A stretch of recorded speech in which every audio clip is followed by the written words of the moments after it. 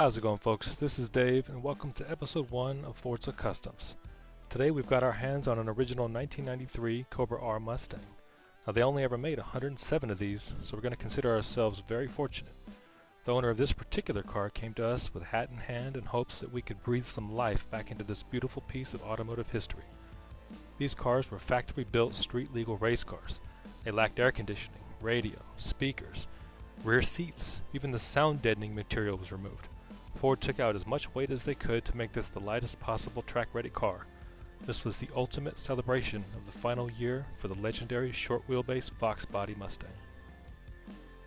Now before we move on, I highly recommend that you check out our demonstration of this car in its bone stock configuration so that you can get a greater appreciation of this project when it's finally complete. The link to that video is in the description below. The Cobra R featured Ford's Cobra 5.0, so it has a very anemic 235 horsepower on tap. This was about 30 more than the regular Mustang GT at the time, but a solid 40 less than the Z28 Camaro. As for the displacement, there's that age-old argument of it being a 4.9 liter versus 5 liter. Now the reason for this stems from how far some people will go after the decimal point. By that, I mean if you only look at the first two numbers, then it's a 4.94 liter engine, which is why some people argue that it shouldn't carry the 5.0 badge. However, if you look at the full calculation, 302 cubic inches is actually 4.94889 liters. This would mean the 8 rounds the 4 to a 5, and thus the 9 to a 10, carry the 1, and that's where you get 5 liters. Now where do I stand on this debate?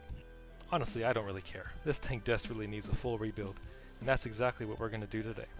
The owner made some demands. He said he wants to keep the stock block and transmission, and he wants to keep it naturally aspirated. That means no motor swaps, no supercharger, no turbos. However, he prepared a blank check for the motor rebuild, so we're going to have a little fun. To begin with, we've acquired a 347 stroker kit, which will bring this motor to just shy of about 5.7 liters, which renders that pointless debate from earlier moot. Rounding out the rest of the short block, we also installed all new forged internals. We ported the stock heads, installed larger valves with all new springs, lifters, rocker arms, and push rods, as well as installing a nice big fat cam. The factory radiator was actually quite nice for the time, but was showing its age, so we swapped it out with a new one. Installed electric fans and a remote mount oil filter system as well with an oil cooler. With the new engine assembled, it's time to dress it up a little. We started with a new intake manifold and throttle body, as well as a true cold air intake kit. Next up, we installed high-performance spark plugs, new plug wires, coils, and an aftermarket ignition system, along with all new fuel rails, injectors, and our very own in-house custom tune. Lastly, my personal favorite part, the sound. Since this car is 31 years old, it doesn't need to pass the emissions testing here in our county, nor does it need to pass inspection. So naturally, we've been all out on a full catless racing exhaust system. We'll do a back-to-back sound test between the new and old exhaust later, so stay tuned. The end result was a massive improvement over the paltry 235 horsepower we started with, to 432. That's nearly a 184% increase in power output. Now you might be asking yourself, Dave, why not just drop in a Coyote and have even more than that? Fair enough, but remember the owner wanted to keep this engine that the car came with, and here at Dave's Garage, the customer gets what they want. We actually could have gotten even more power than a Gen 3 Coyote by using a better cam, but the stock tachometer only goes to 7,000 RPM, and we're already exceeding that by a little bit. Now as a little side bonus, this modded overhead valve motor is about 150 pounds lighter than a stock Coyote, so we'll just take the bad with the good. As I mentioned earlier, the owner wants to keep the stock Borg-Warner T5 transmission in the car. We did drop in a super lightweight flywheel and a triple plate racing clutch, as well as an aluminum lightweight drive shaft. The stock transmission really wasn't an issue, it was the long gear ratios that I had a problem with. To remedy this, we replaced the ring and pinion set in the differential with a 3.55, which should help us with acceleration.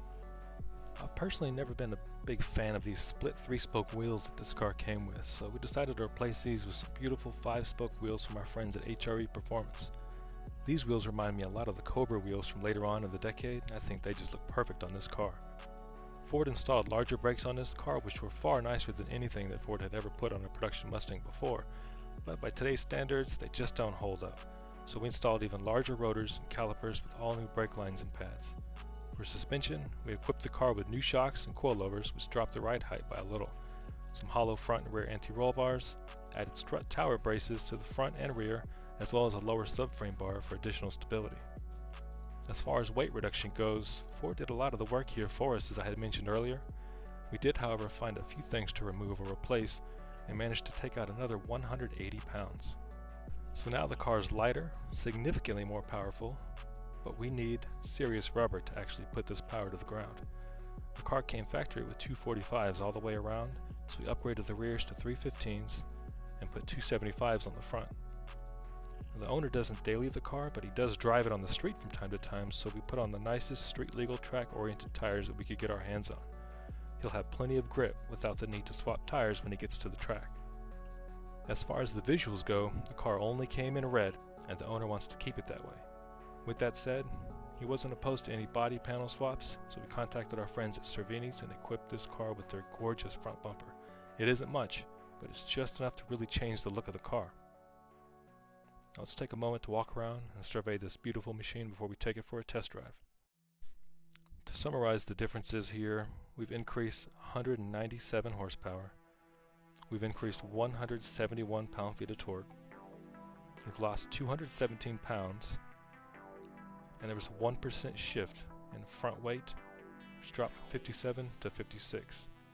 So it's not an ideal 50-50, but we'll take what we can get. Alright, let's do a quick comparison of the exhaust. I'm going to show you a clip I recorded earlier with the stock exhaust. I'm going to start up slow, get to a 40 roll, and then punch it.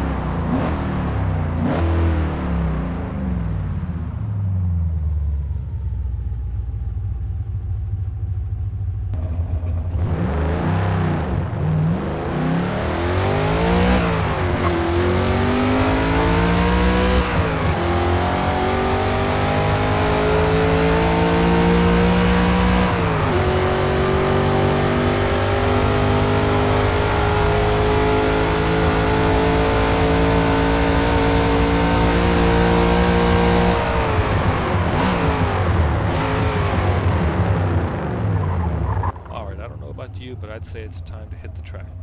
Let's see how she performs.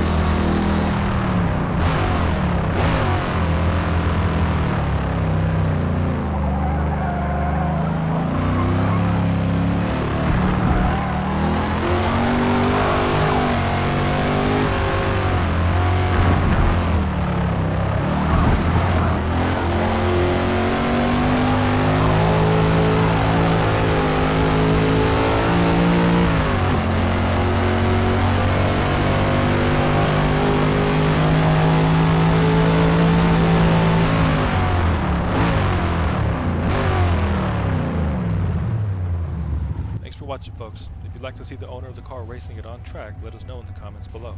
I'm sure he'd be happy to oblige. Until next time, stay classy.